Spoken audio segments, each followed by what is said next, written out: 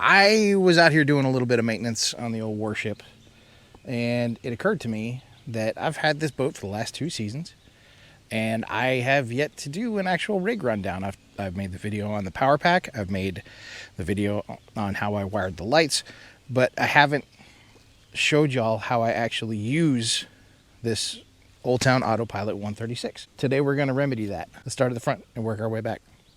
Everything up here is pretty standard, with the exception of the running lights that were added because of the need to meet state regulations. We've got our lanyard. This thing is super useful for a bunch of different reasons. It's great for holding your boat to a dock. It's great for pulling your boat up on the shoreline. It's definitely sturdy enough to handle the 100. I don't want to even know how many pounds this thing weighs when it's fully loaded. You know what, come to think of it, it's probably closer to 200. Wow, that's nuts. But yeah, a lanyard like this, modest investment, absolutely worth your time. Highly recommend it. We have the standard Autopilot Minn Kota trolling motor. Nothing has been modified here, with the exception of I am running with the weedless wedge. Now there have been some issues with this. This motor is a little bit bigger, I think, than what comes stock. I fish in a lot of weeds, right? I fish in dense vegetation. It's just part of what I do when I'm going after snakehead. I really haven't noticed any difference in performance at all. It's good, I guess, for light vegetation. That's helpful for that kind of stuff. But the fastest speed I was able to achieve with the stock prop was about 3.7 miles an hour. And since I put on the weedless wedge, under most circumstances, I'm right around 3 miles an hour. So, you know, it is what it is. Cool. Here we're making use of the stock ports for powering of the fish finder. If you have an old rod sock or something like that, maybe the front end is blown out on it, just cut it off, fold it back on itself, a couple of zip ties, and it'll help you protect your lines. This graph came with the boat.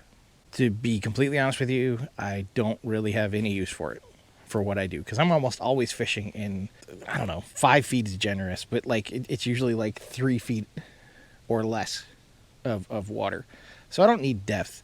And as far as like side scan capability and all that other good stuff, yeah, it's nice to have, but again, I don't use it. And I'm sure someday I will end up making use of it when I take this out on salt water.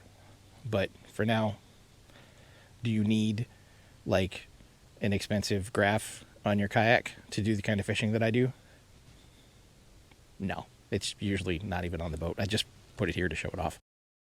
Here we have catchboard and catchboard mount. For anybody who participates in catch photo release fishing, this is absolutely mandatory. This slides on and off, gives me plenty of room within the cockpit to do what I want to do. As far as the Old Town tracking systems, there's a lot of like customer comments and complaints about how these rails are too flimsy, and there is a lot of wobble in them.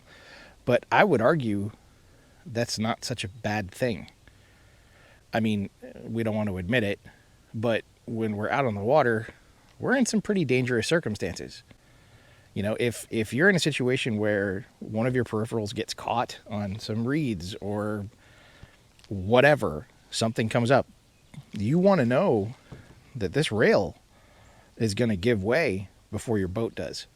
So I'm willing to take a little bit of wobble. It's kind of a problem when it comes to like the camera angles and all that other good stuff. So maybe I could see having an aluminum topper or like a metal mount just on the rail that I usually mount my GoPro to. But I mean, aside from that, it's really not that big a deal. I haven't really had any issues. Moving over to here, we got the Yak Attack cup holder. That's pretty nice. Things that I usually have with me in the boat: tools of the trade, small hammer. You can't take snakehead out of the water alive. If you're going to transport them, they absolutely have to be dead. This helps. We've got the fish lippers with the integrated scale. It's made by Rapala. Note the crab float, and also note the carabiner. This is pretty useful. I've lost more pairs of lip grippers than I would care to admit. Here. Oh no. I just lost my fish slippers. They just fall off the boat like prescription glasses. So yeah, I've learned some things to help me out. Sometimes when I've got the grippers in the fish's mouth, fish can fall over the side of the boat. It's absolutely not uncommon for that to happen with snakehead. And when they do, this little floaty shows me exactly where they are. I can paddle right over to them.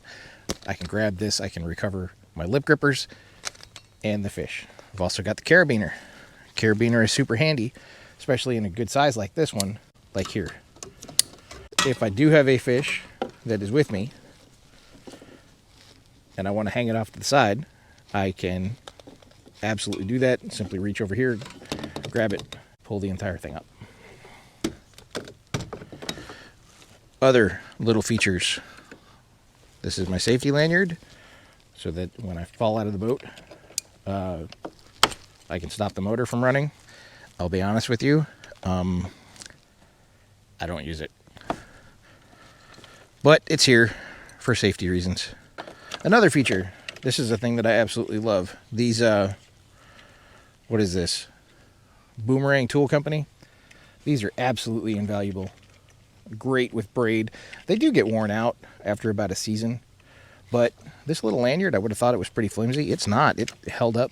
I've had one of these on this rig pretty much since the beginning. I think this is only the second one that I've bought, and it stays right here, going down the highway, doing whatever. It's fine. This one I also like because it's got a little light on it, which you can't really see very well. There you go. Moving to the back, here's my electrical distribution system.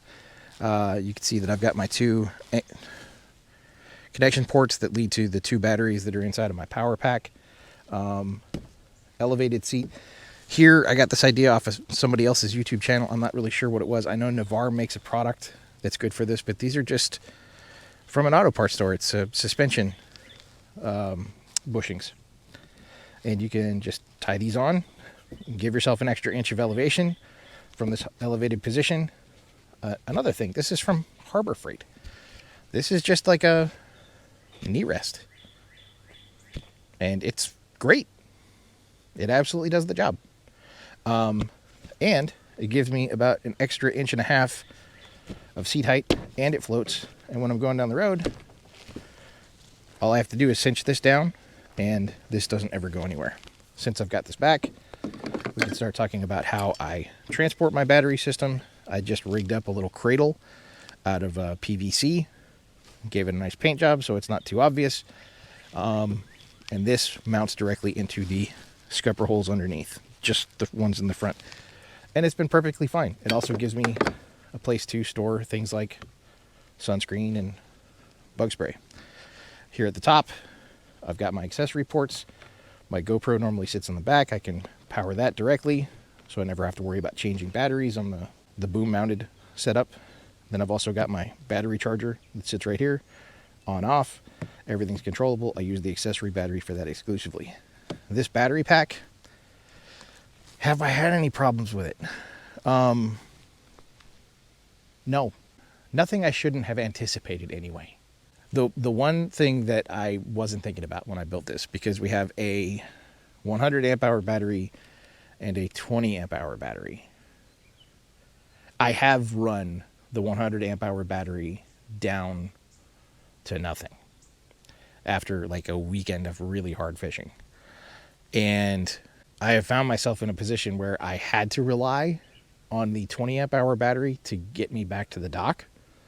All I have to do in that case is swap these two connections. I can take the line that's leading down to the trolling motor, and I can just plug it into here. The thing that you have to remember is that the maximum rated draw on the 20 amp hour battery is not sufficient for the maximum draw the trolling motor can produce. That's a fancy way of saying, if you take that up to 10 and you think that it's going to just work, you're mistaken. The battery cannot handle that. So what I've done is I've made sure that I have an appropriate fuse so that I never give myself the chance to do that. The fuse will pop before the motor has the opportunity to make the battery spontaneously discharge and cause all kinds of problems. The good news is that I can run this at a speed of 5, and it'll take me wherever I need to go. And I've done that, and it's been great. So having the 2 batteries, I'm not going to say it saved my life, but it definitely took care of me when I was out on the water.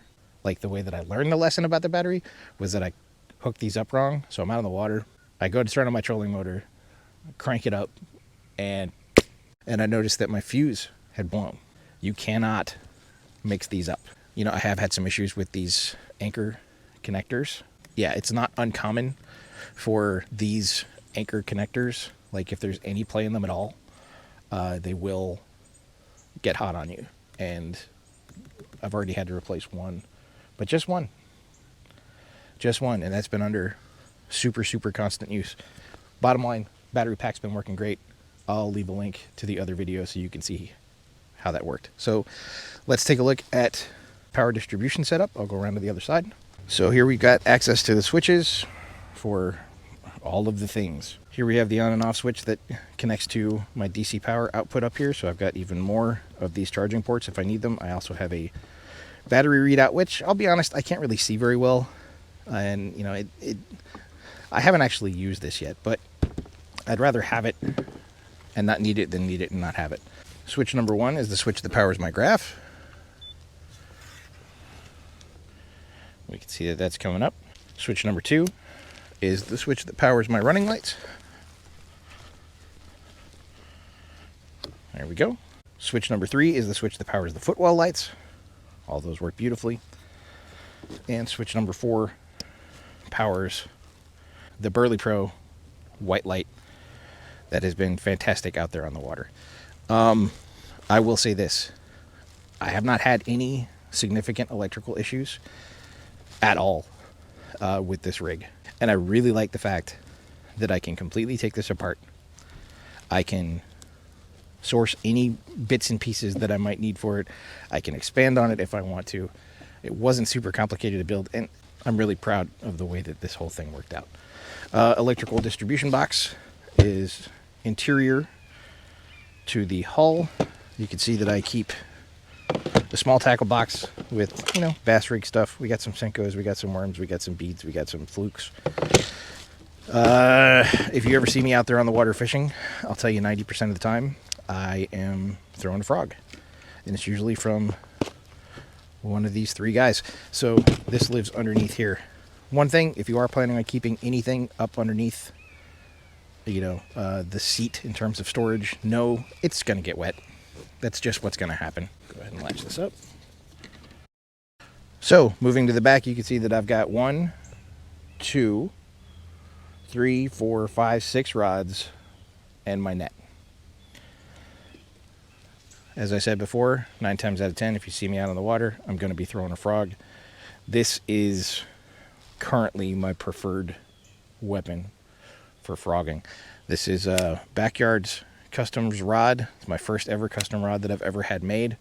7-foot 6-inch graphite Kistler Series 2 reel. Jury's still out on this reel. It's okay. It feels a little bit inconsistent. All right, let's get back to talking about the kayak setup itself. Here we have the Wilderness Systems box, multiple 3600 series boxes in here. Off the top of the box, right, I've got effectively trailers, some hand tools, little bits and pieces for, like, if the trolling motor breaks, electrical tape, you know, that kind of stuff. Essentials. You're going to notice that I have a lot of loose, specifically like carbon fire reels. Let's talk about this for a second. All right, can you hear me? Listen to me. Most of the stuff that you see that's out there that people are trying to sell, it's not going to help you. You should be looking to buy, especially if you're going to get into snakehead fishing. Don't come out there with your crazy expensive stuff. I've got a Shimano that I do use for snakehead fishing, but it's not going to last another couple years. Why? Because of the conditions that I'm fishing in. I'm beating the hell out of that reel. That, and it's designed to catch, you know, like a 5-pound fish once a year, maybe twice a year. I'm catching snakehead that run 5 pounds almost every time I go out. It's just not built to do the stuff that you need to be able to do if you're snakehead fishing. And there are no reels really that are.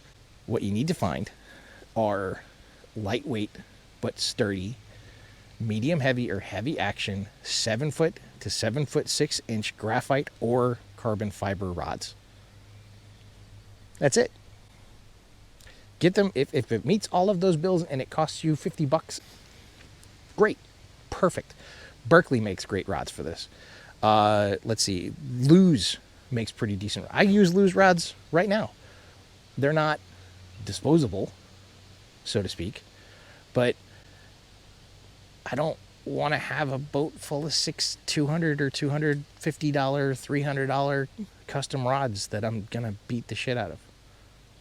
I just don't want to do it. And as far as reels go, if you're a bait caster person, the Lew's Carbon Fire, again, not sponsored, right? I've had 5 or 6 of them. They've outlasted almost everything else that I use. They cast well. They are easy to maintain.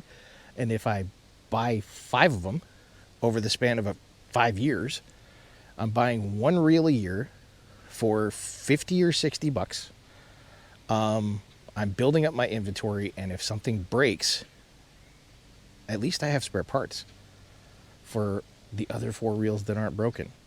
So, you know, with a little bit of maintenance and a little bit of effort, you can make these reels last just as long as the high dollar value stuff, and they'll take care of you. I mean, I'm not somebody that's out there catching 16-pound fish, right? Like some of my teammates, who I may or may not be jealous of. I've caught double-digit snakeheads, right? And my stuff is still here. So, don't be fooled. Buy the stuff that'll get the job done, and if it breaks, it's not going to break your bank, and not going to be a detriment to you or your family. That's my 2 cents on that. Okay, I think we talked enough about rods and reels. But yeah, okay, back to the boat. Okay, so we covered the pad, we covered the electrics, we covered the box, we covered the battery pack. We've got the links for how to build all this stuff yourself. And as far as in the storage compartment, we have like headlamp, spare parts, and reading glasses, because my eyes are not what they once were. Before I forget about it, we should probably also talk about the vest, right? What do I have here? Got my whistle, got my sticker, got my pocket of vices, right? You can probably tell looking at it what's in there, but we're not going to talk about that because I'm not proud of it. First aid kit. I'll show you all what I got going on in here. Easy to get to, right? Bang, right there. As a person who served in the military for 9 years of my life, and as a person who has had to use a first aid kit while kayaking, I'm going to tell you right now, if you don't have a first aid kit on you, like all the time, you're wrong. It's not a thing. It's not a nicety. Get one, put it in your vest, and keep it there. What else do we have? Lanyard. This is vital, especially for catch photo release tournaments. A pocket for your phone with a lanyard, so when you do this, you can do this and get it back. Take your pictures, do all your good stuff, not worry about your phone ending up in the drink, because it will. Other than that, make sure that you got a good fit. This one used to fit me a lot better, but we're not going to talk about that. Getting fat sucks. What are some of the things I love about this boat? I love how skinny I can get in this thing. I can't tell you how many times I've been out with people on Hobies, PA-12s, PA-14s, Outbacks. I'm able to use this trolling motor in water that they cannot use their pedal drive in. It's glorious. It steers beautifully. It's extremely sensitive, even though it's a great big boat. Really? This tree? It's crows fighting with a hawk. Excuse me! Rude. All right. And now you're coming back again? Wasn't planning on filming a nature documentary today. All right. Things I don't like about the boat. I'm going to start with the first thing. It's really the only thing that I cannot stand about the way that this is designed. And I can't think of a better way for it to be designed, but it's this. This thing right here. You pull this into position, it brings this cord down, down, down, down, down. And here you have a magnetic sensor. You hear that clicking? okay. And that is the thing that allows for the motor to operate. Here's the issue. This little clamp, it's just a friction fitting, right? And I can't tell you how many times I've pulled this thing into position, locked it into place, thought I was just fine, and then it slipped on me.